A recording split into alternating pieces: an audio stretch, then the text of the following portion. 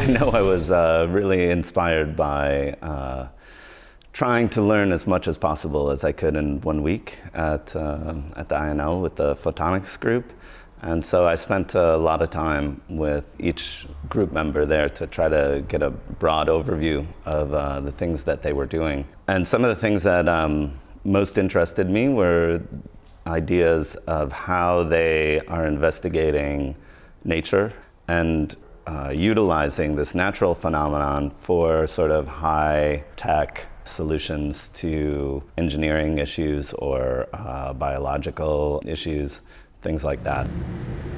What I find most interesting about ideas of perception and some of the things that I did here is that these are all based on natural phenomena. These are things that happen in nature. Even though you're immersed in sort of a audiovisual environment, I guess, different light sculptures and colors, it's all reflecting back on how light and these objects live in nature.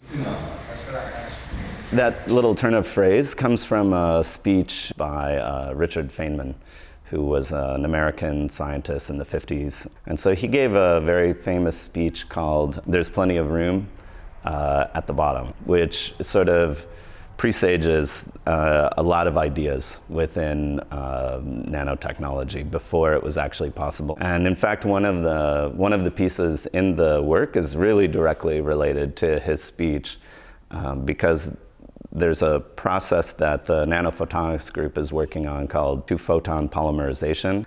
So a laser slowly polymerizes a liquid so that it builds a tiny structure. So what I did is using their technology and some of the processes that they are, I asked them to build a small sculpture of a field of hands.